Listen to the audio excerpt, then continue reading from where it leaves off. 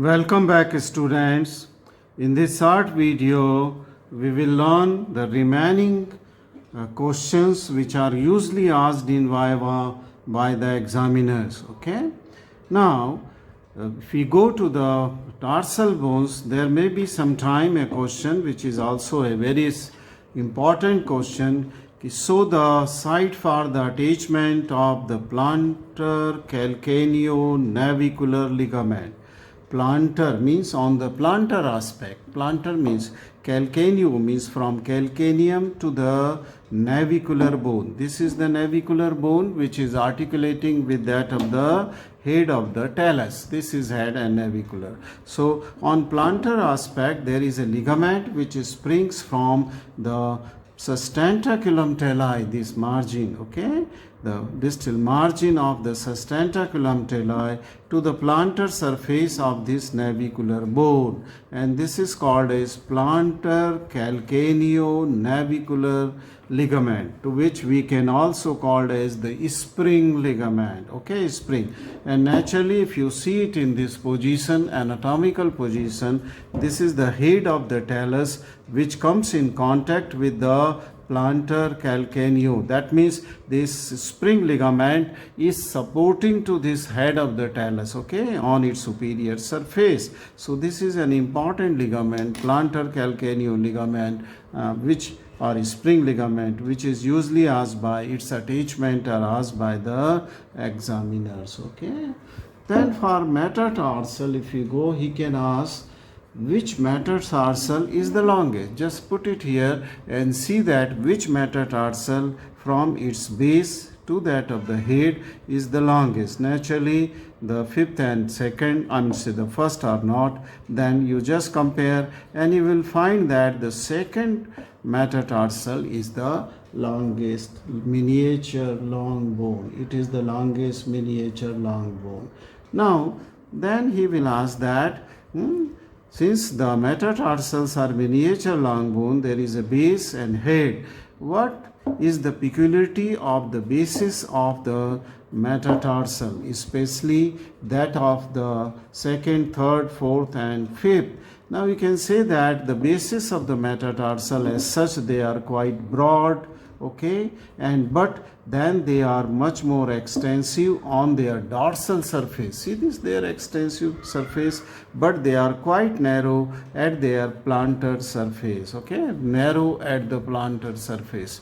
This means that in cross section they will look as if they are the vase-shaped, okay. So is the vase-shaped cuneiform bones also. All the cuneiform bones, they are vase-shaped. So because of this wedging nature, okay, the dorsal surface is quite extensive and the plantar surface is narrow. Plantar surface, which we will see that it is an important factor in formation of the arch, okay, the medial, transverse arch, okay, the transverse arch, this vase-shaped structure of the tarsus, the cuneiform bones and the metatarsal is an important structure.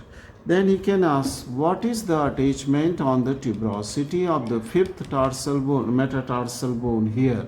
And you can say that it is the peroneus brevis muscle, because peroneus longus, we have seen in the last video, will wind round this groove on the cuboid and peroneus brevis will come and get attached onto this tuberosity of the at the base of the fifth metatarsal bone, okay, metatarsal. Now, if he is in mood, he may ask you some question like that. Which are the bones which take part in the formation of the medial longitudinal arch? Or before that, he may ask you, which are the arches present in the foot? Okay, then you can say that there are two types of arches are present in the foot. It is the longitudinal, which runs from distal to the proximal ends of the metatarsal, from the calcaneus to that, okay. If I will put it here from medial side, you can see the arches very well. So from the calcaneus base to that of the head of the metatarsal. These are the arches running which are the longitudinal, and they are usually divided into medial and the lateral longitudinal. But you tell him that there are multiple transverse arches which forms the half of the dome. Okay, these are the transverse arches. Okay, the multiple arches are there transverse.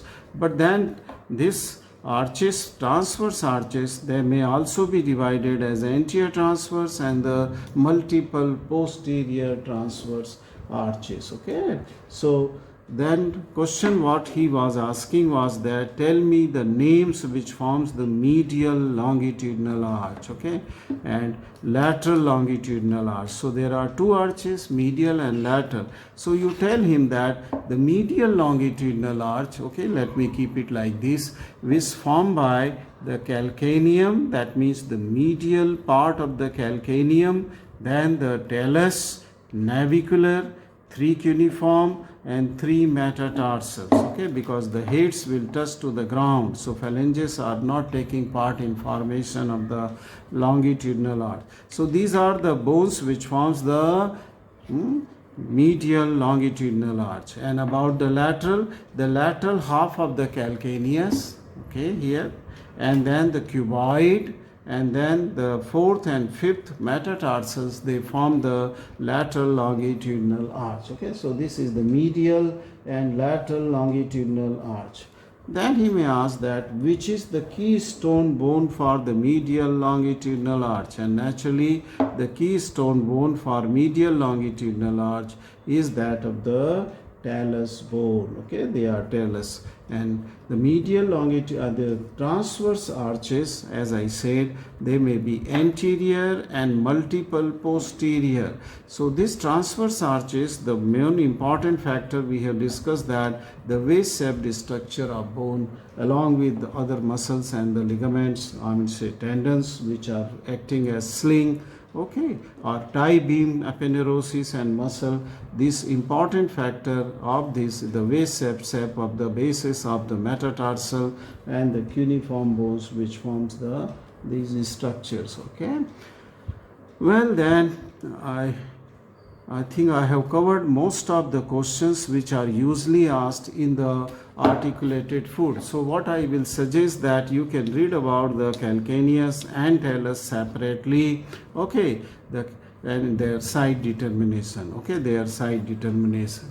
On the talus, he may ask that which is this surface which articulates with, so the comma shaped surface on the lateral side will articulate with the tibia, okay, and here the triangular articular surface on the lateral side will articulate with the fibula, okay, the lateral malleolus and the medial malleolus of the tibia and fibula will articulate here along with the inferior surface of the tibia which will articulate here on the trochlear surface of the talus, okay, on the talus. The body of the talus is here, okay, and talus will form a strong binding with the calcaneum with the interosseous ligaments, okay, and there are the facets in the subtalar joint, okay, which will articulate with that of the three facet with that of the superior surface of the calcaneus. Okay, so I think that I have covered most of the Viva questions and explained them, how to answer them.